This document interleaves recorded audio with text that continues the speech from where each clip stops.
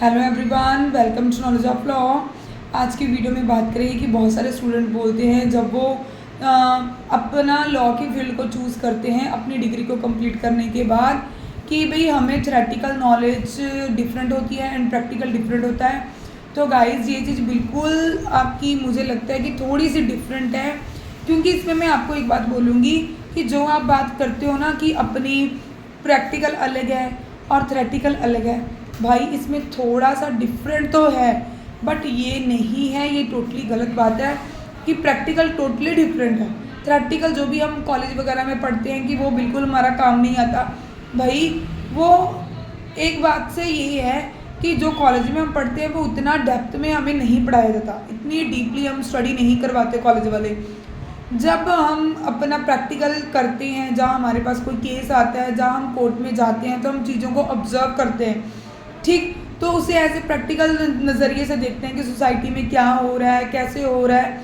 तो फिर उससे हिसाब से जो हमारी थ्योरेटिकल नॉलेज होती है उसे इम्प्लीमेंट करना होता है। जैसे कि मान लो कि हमने हिंदू लॉ पढ़ा है, ठीक। उसमें अब अभी लिखा है, उसमें था कि सेक्शन 9 था हिंदू लॉ का, उसमें था कि आपके जो भी राइट्स है, कंजुगल राइट्स, ठीक, वो आप इम्प्लीमेंटेशन करवा सकते हो वाइफ के ऊपर या हस्बैंड के ऊपर। तो अगर सोसाइटी में ऐसी कोई चीज़ हो रही है जहाँ फिर हस्बैंड या वाइफ अपने स्पाउस को 1 साल से छोड़कर कहीं रहना स्टार्ट कर दे अलग, जहाँ फिर वो कहीं चला गया है, जहाँ अपनी वाइफ अपने मायके में रहना स्टार्ट कर रही है, जहाँ कहीं भी अपने भाई बहन के पास रह रही है, तो गाइस अगर आप उसे बार बार मना रहे हो, वो तब भी घर वापस नहीं आ रही, तो दोनों पार्टी के पास राइट बनता है कि वो अपने फैमिली कोर्ट में, जो भी आपके डिस्ट्रिक्ट कोर्ट है उसमें फैमिली मैटर्स अलग से देखे जाते हैं, उसमें अपनी जो पटिशन है वो मूव कर सकते हैं अंडर सेक्शन 9। तो इसीलिए मैं आपको बोलूँगी कि देखो, अगर आपने पढ़ा होगा आपको तभी पता होगा कि सोसाइटी में अगर कोई मेरे पास ऐसा कोई मैटर आया है, तो अगर आपने हिंदू लॉ पढ़ा है आपको पता है कि सेक्शन 9 है, आप तभी आंसर दे पाओगे। अगर आपने थ्योरेटिकल पढ़ा ही नहीं तो आप प्रैक्टिकल उसको इम्प्लीमेंटेशन कैसे कर पाओगे। प्रैक्टिकल थोड़ा डिफरेंट ज़रूर है, ठीक, बट आपको पढ़ना भी मस्ट भी इम्पॉर्टेंट है। जब आप कॉलेज में होते हो तो गाइस तब हम सारे के सारे लोग जस्ट एक ही मोटिव होता है कि हमारा एग्ज़ाम क्रैक हो जाए, हमारा एग्ज़ाम जो LLB है वो अच्छे मार्क्स से हमारी क्लियर हो जाए।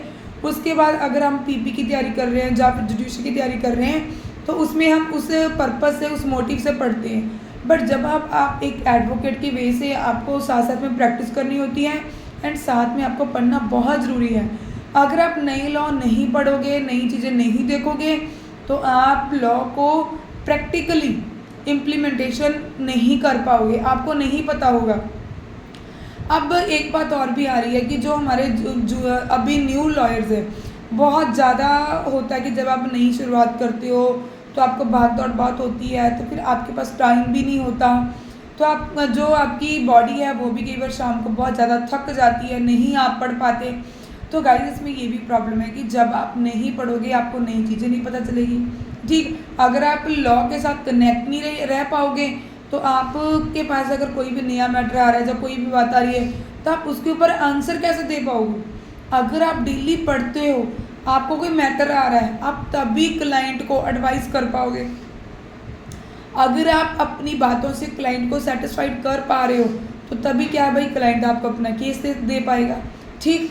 मुझे पता है कि जब आप नई नई एडवोकेसी अपनी इंडिपेंडेंट करते हो तो भाई बहुत सारी दिक्कतें आती हैं, क्लाइंट कई बार बहुत परेशान करते हैं, इवन फीस के लिए भी बहुत परेशान करते हैं। और ये भी होता है कि जो क्लाइंट होते हैं वो ये नहीं होता कि डायरेक्ट आपके पास आ जाते हैं, वो ये होता है कि वो बहुत 10-12 एडवोकेट से मिलकर या कचहरी से घूमकर फिर आपके पास आते हैं।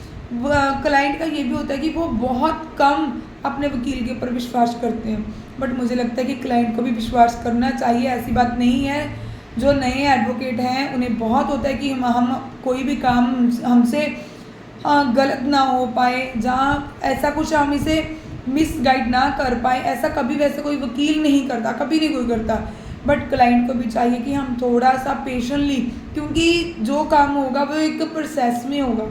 ऐसा तो नहीं है कि जैसे उन्होंने बोला कि मुझे डिवोर्स चाहिए तो एक ही दिन में डिवोर्स मिल जाएगा, उसका प्रोसेस है भाई, प्रोसेस में टेक अ टाइम, ठीक। तो उस चीज़ के लिए क्लाइंट को वेट करनी पड़ेगी। बट जो क्लाइंट वेट नहीं करते, ठीक, तो फिर भी आप मत घबराइए। आपका अगर मन है वकालत ही करनी है तो आपको wish you all the best. आप अपनी बट मैं आपको ये बोलूँगी कि भाई आप धीरे धीरे अपना पढ़ना शुरू कीजिए, सारे नए लॉ को पढ़िए और अपनी साथ साथ जजमेंट भी पढ़ते रहिए। इससे क्या होगा कि आपकी जो नॉलेज है वो फ्रेश होती रहेगी और आपको जो न्यू लॉ है वो भी पता चलते रहेंगे। और साथ साथ में जो आपके पुराने लॉज होते हैं, जो आपने मान लो अपने BNS पढ़ लिया सारे का सारा, आपका कंप्लीट हो गया, ठीक, बट फिर भी एक बार उसे रिवीजन करते रहो। उसमें बहुत सारे क्या होता है कि नए अमेंडमेंट जो नई चीज़ें ऐड ऑन होती रहती हैं, फिर आपको पता चलता रहता है धीरे धीरे, ठीक भाई। तो भाई आज के लिए मैं इतना ही बोलूँगी कि आपको थेरेटिकल के साथ साथ प्रैक्टिकल नॉलेज होना भी मस्ट भी इम्पॉर्टेंट। और आपको प्रैक्टिकल, बहुत सारे स्टूडेंट बोलते हैं कि प्रैक्टिकल डिफरेंट है एंड थेरेटिकल डिफरेंट है। भाई ऐसा नहीं है, बट ये है कि प्रैक्टिकल करने में डिफरेंट है, बट अगर जो लॉ में लिखा है वही चीज़ होती है। ये नहीं कि अगर आप बुक्स को नहीं पढ़ोगे तो आप जस्ट प्रैक्टिकल सीखते जाओगे, प्रैक्टिकल में हो जाएगा, नहीं। आपको लॉ की नॉलेज होनी बहुत ज़रूरी है। अगर आपको लॉ पता होगा तब भी आप प्रैक्टिकल उन चीज़ों को इम्प्लीमेंटेशन कर पाओगे, ठीक। अगर आपको इस बात से आप एक्सेप्ट करते हो, सहमत हो, तो वीडियो को लाइक कर दो, शेयर कर दो। एंड अगर आपका कोई भी डाउट है, कमेंट है, तो नीचे कमेंट में हमें कमेंट भी कर दो। Thanks for watching.